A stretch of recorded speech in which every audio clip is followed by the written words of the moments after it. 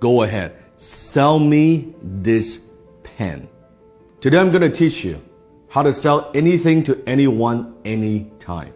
Now, when it comes to selling, when it comes to closing, there's so many techniques and so many ways. Today, I'm going to share with you 3 powerful secrets that you can use to sell anything to anyone. The very first secret is this. How do you turn something that's a commodity? How do you sell a product? How do you sell a service in such a noisy marketplace? Number 1, understand this. People don't buy because of logic. People buy because of emotion, and they justify it with logic. People buy based on emotions, and they justify with logic. I want you to think of something that you want to buy in your life. It could be a car, it could be a house, it could be anything. Just want you to picture that. Once you have that in your mind, I want you to ask yourself this question. Why do you want to buy it? Why do you want to buy that particular item? Why do you want to own that item? Why is that? Maybe it's a new suit, it looks good on you. Maybe it's a new dress. Maybe it's a new car. Maybe it's a new house. Maybe it's a vacation. But why do you buy it? I want you to dig a little bit deeper.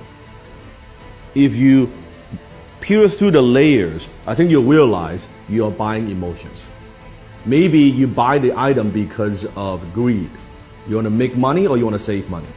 Or maybe it's because of generosity, that by buying this item is going to help other people. Have you noticed sometimes even there are companies out there, if you buy this particular product, they're going to donate a certain amount to charities? Maybe you buy because of generosity.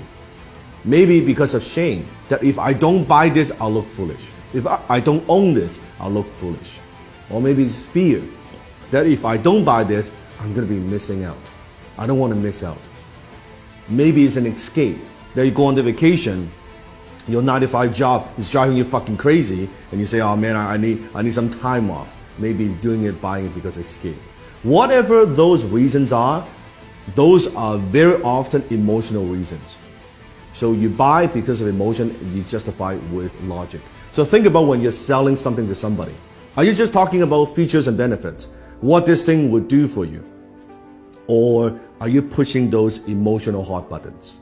I remember one time I was in Harry Rosen, which is a very well-known kind of menswear store, high-end in Vancouver. I walked into the store and I was walking by the Tom Ford section. And the salesman approached me and said, sir, is there anything I can help you with? I said, no, I'm just browsing around. And he said, do me a favor. Put this suit on. Now, at the time, I've never owned a Tom Ford suit before. I have a lot of suits, but I don't have a Tom Ford suit. He said, do me a favor, put this on. I said, all right. I put it on. He said, how do you feel? Well, it feels pretty good. I said, okay, also try this on. Put on this tuxedo. I said, okay, that's pretty good. He said, oh, it looks great. He said, sir, are you a fan of James Bond? I was like, who isn't a fan of James Bond? Like, duh. He said, you see this suit right here, this tuxedo, is the exact suit, exact same design as James Bond wears in Casino Royale. You know the scene when he was gambling? I said, fuck, it looks good, right? And before you know it, I bought the damn fucking tuxedo, right? And it's a lot of money, costs a lot of money. And if you think about that, what am I buying? I'm buying emotions. What I'm buying is this. I'm buying when I wear this tuxedo, I feel good. As a James Bond fan, I feel like James Bond. Even logically, I know this, of course, it's not James Bond. I'm not James Bond. But emotionally, it takes me there. This is cool that I own, I wear the same tuxedo, the same fit, right? The same everything. And then he upsold me on the damn, like the shirt and the cufflink, the whole 9 yards, right? That's what I'm talking about. People buy because of emotions and they justify with logic. You have to understand that. Don't push your products. Don't just push your services. Don't push the features and benefits. Think about what are those emotional hot buttons that you're pushing. Number 2, people don't buy their way into something. They buy their way out of something. It means people very often, they're buying something because they have a problem they want solved. They want to buy their way out of that problem. People don't buy the drill, they want a hole on the wall. So what is it that you are helping them solve? What problem?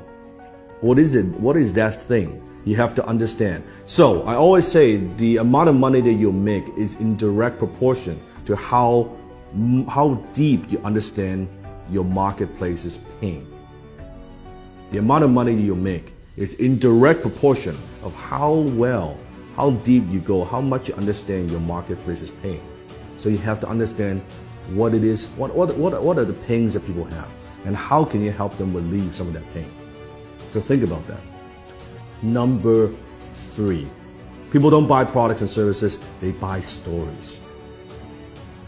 Because when there are so many choices out there in the marketplace, on the internet, any product that you want, there are hundreds and hundreds of choices. How do you stand out? How do you add emotions to a commodity, a pen?